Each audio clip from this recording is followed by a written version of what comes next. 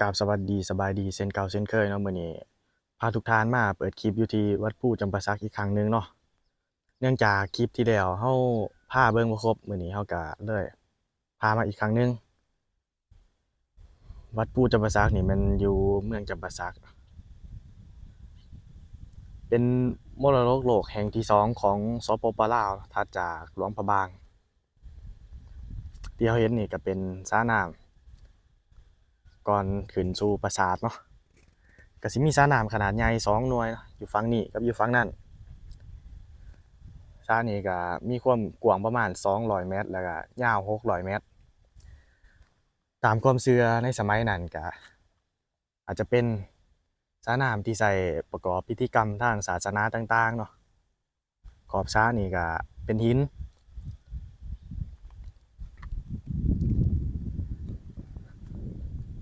ถัดจากสระน้ำมานี่ก็สิเป็นทางย่างขึ้นไปสู่ตัวปราสาทเนาะ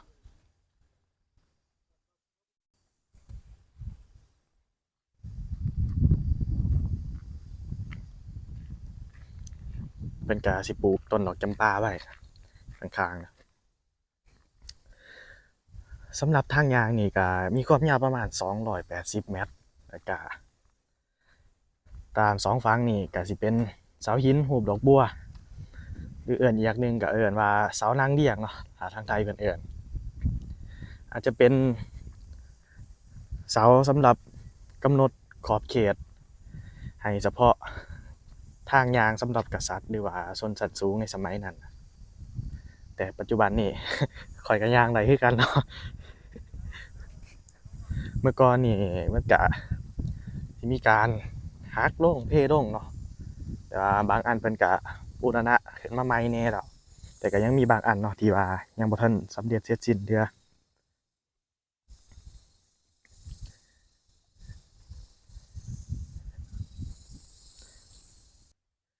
คือคลิปก่อนหน้านี้ที่เรามาเราพาเบิ่งพาชมแค่ช่วงตัวปราสาทที่อยู่ด้านลุ่มสองข้างนี่เนาะแต่ว่ามื้อนี้จะพาทุกท่านขึ้นไปฮอดพู้นนะที่แนมขึ้นไปเห็นพู้นเพราะว่ามื้อนี้ยังเว้นแหน่เนาะเรามามันแต่เว้นแหน่น้อยหนึ่ง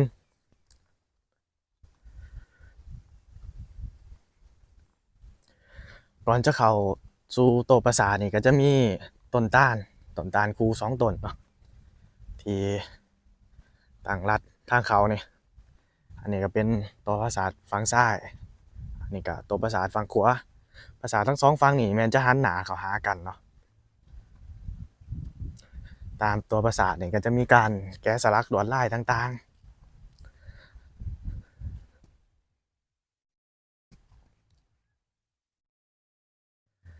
ๆก็ถือว่าเป็นลวดลายที่มีความสวยงามเนาะแล้วก็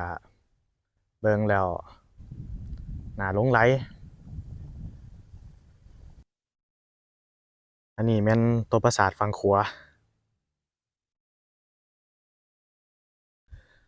วัดผู้จำปาสักนี่แม่นตั้งอยู่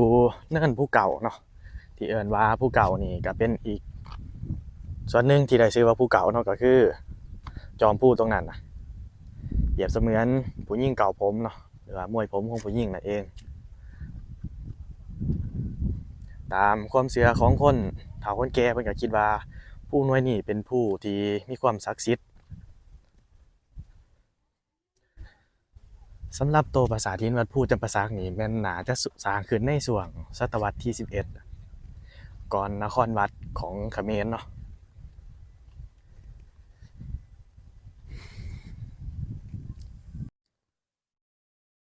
ลวดลายของปราสาทนี่ก็แม่นแกะสลักรูปพระศิวะเนาะที่แบบนั่งอยู่เทิงหลังงัวข้างหลังก็น่าสิแม่นเมียเพิ่นแหละ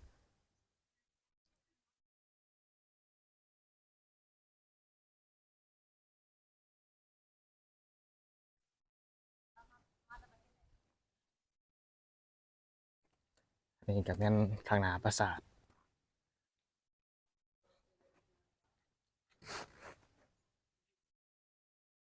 ส่วนทางย่างสันที่2นี่ก็มีต้นดอกจำปาเนาะ2ฝั่งพอย่างขึ้นมานี่ก็จะเป็นเสาหินอีกรอบหนึ่งนี่ก็เป็น ร่องรอยเก่าก็แม่นฮักเนาะแต่ว่าปัจจุบันนี้เพิ่นก็บูรณะขึ้นแล้ว ก็เป็นอีกมุมหนึ่งที่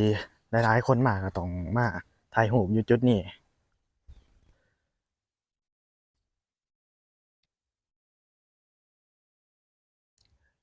นักท่องเที่ยวก็หลั่งไหลมาเรื่อยๆเนาะบ่ว่าจะเป็นชาวไทยลาวจีนเวียดนามแล้วก็ฝรั่งเพิ่นก็มาสำหรับตัวปราสาทหลังนี้ตามนักโบราณคดีเพิ่นก็สันนิษฐานว่าอาจจะเป็นตัวปราสาทสำหรับเก็บคัมภีร์ต่างๆในสมัยนั้นสร้างขึ้นในช่วงศตวรรษที่12เนาะเฮาย่างขึ้นมาเรื่อยๆนี่ตรงข้างหน้าก็เป็นต้นดอกจำปาก็น่าจะอายุหลายปีแล้วล่ะเพราะว่าต้นนี้ก็มีขนาดใหญ่แล้วก็ออกดอกเต็มนะ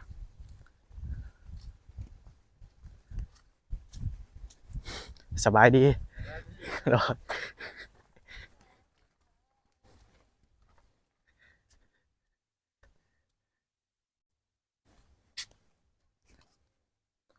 อันนี้เนาะเป็นการทักทายอีกแบบหนึงเพราะว่าต่างชาติที่เพิ่นเข้ามาเที่ยวเพิ่นก็สามารถใช้คำนี้ได้คือกันเนาะอันนี้ก็เป็นทางขึ้นที่เพิ่นปิดไว้เนาะเนื่องจากเพพังลงเพิ่นก็ปิดแล้วก็ให้ใช้2ข้างนี่แทนก็มีคนเอาดอกไม้เอาธูปมากราบมาไหว้เนาะทางที่เพิ่นให้ย่างขึ้นมานี่ก็แม่นย่างขึ้นด้านข้างเนาะเนื่องจากตรงกลางมันเพ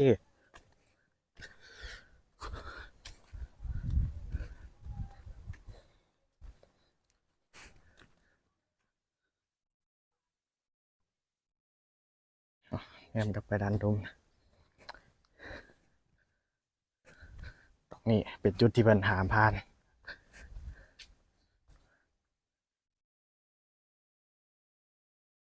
ลงไปก็เป็นทางยางยาวเนาะนี่จากพี่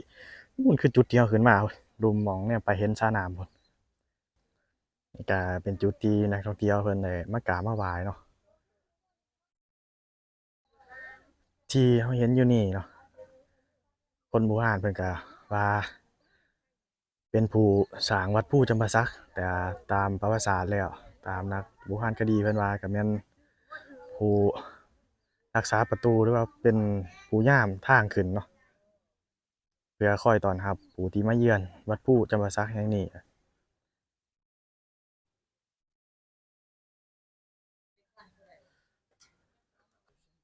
พอเขาขึ้นมาแนมลงไปก็เป็นรูปปั้นของพญากรรมท่าเนาะถัดขึ้นมาก็เป็นทางย่างขึ้นสู่ตัวปราสาทด้านบนก็เฮ็ดด้วยหินสองขอบข้างก็เป็นหินคือกันต้นจำปาช่วงนี้ก็ออกดอกบานเต็มอยู่เนาะเพิ่นก็กำลังถ่ายภาพกันอยู่เนาะฝรั่งบ่เคยเห็นแบะเนาะไผมาก็ต้องเห็นอะอยู่นี่เพราะว่าเพิ่นปล่อยมันก็เข้ามาหากินตามนี่เนาะระวังมันซนเด้อพอขึ้นมาเทิงนี่ก็เป็น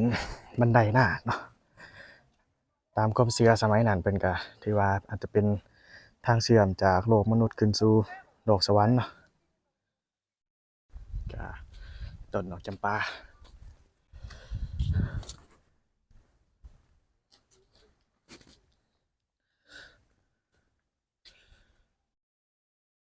ส่วนนี้ก็ออกดอกเต็มอยู่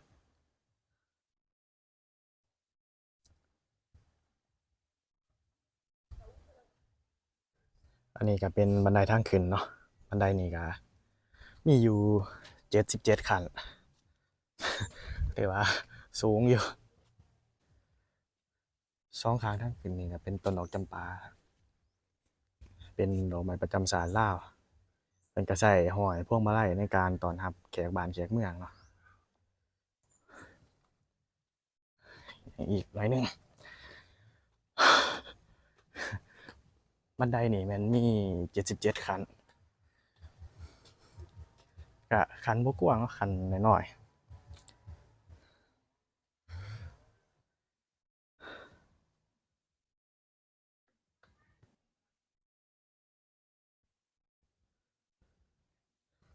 สุดท้ายนี่ก็ขึ้นมานี่ก็แนมเห็นโตปราสาทที่อยู่เทิงภู ตัวปราสาทด้านบนนี่ก็ถือว่า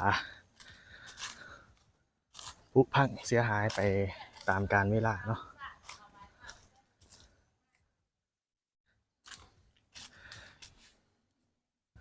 ทางเขานี่ก็เป็น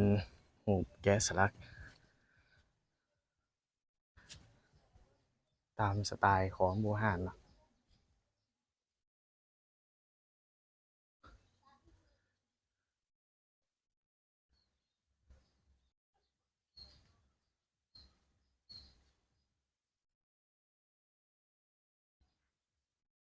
รูปที่แกะสลักนี่ก็น่าจะแม่นนางอัปสรามั้งเนาะ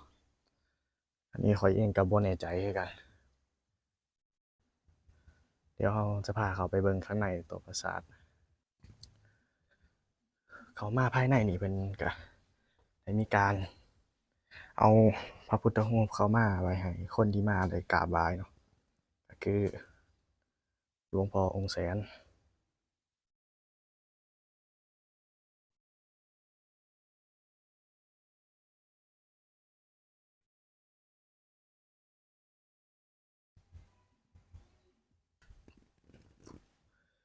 เพิ่นก็ได้เอาเข้ามาในช่วงที่ประเทศลาวได้มีการนับถือศาสนาพุทธเนาะ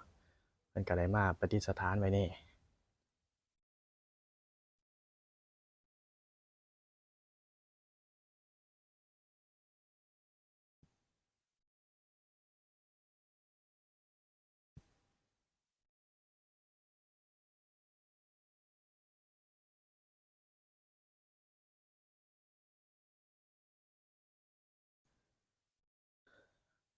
อันนี้ก็เป็นบริเวณด้านข้างของตัวปราสาทเนาะ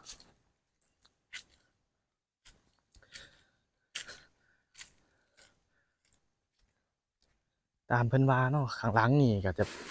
เป็นตัวปราสาทที่เฮ็ดขึ้นก่อนข้างหน้าเพราะว่าจะใช้อ่าอิฐที่ต่างกันข้างหลังนี่จะเป็นอิฐแต่ว่าข้างหน้าตัวปราสาทนี่จะเป็นหินเพิ่นได้สันนิษฐานว่าหลานดังนี่น่าจะสร้างขึ้นก่อนด้านหน้าพอเราย่างขึ้นมาจากตัวปราสาทเนาะหม้องนี้เพิ่นก็โซนในเขตนี้หรือว่าคนเฒ่าคนแก่เพิ่นก็จะเอิ้นว่าน้ำเที่ยงเป็นตามความเชื่อเพิ่นว่าเป็นน้ำศักดิ์สิทธิ์ที่ไหลลงมาจากยอดภูเนาะเป็นน้ำที่ไหลตลอดปีนี่เนาะเพิ่นก็ตรงไว้นี่บางคนก็เอาไปรูปไปพรมตามต้นตามโตนี่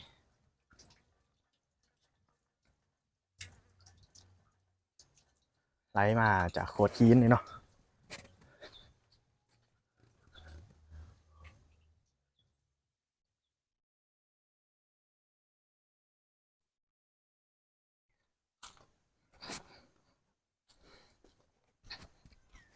เดี๋ยวจะพามาเบิ่งอีกจุดหนึ่งเนาะด้านหลังของตัวปราสาทเนี่ยจะมีรูปแกะสลัก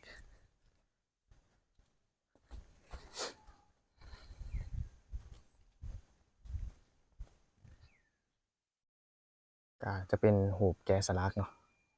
พระศิวะอยู่ตรงกลางพระพรหมอยู่ด้านขวาส่วนพระนารายณ์จะอยู่ฝั่งซ้ายเนาะก็แสดงว่าวัดภูจำปาสักนี่สร้างขึ้นให้ตามหลักศาสนาฮินดูเนาะนอกจากแกะสลักรูปสร้างแล้วก็ยังมีรูปแกะเนาะบางคนเพิ่นก็เชื่อว่าอาจจะเป็นห้องห้อยของการบูชายัญในสมัยนั้นเนาะพอเราแนมจากด้านบนลงไปด้านล่างเราก็จะเห็นสระน้ำทั้งสองแล้วก็ตัวปราสาทรวมทั้งทางย่างขึ้นมา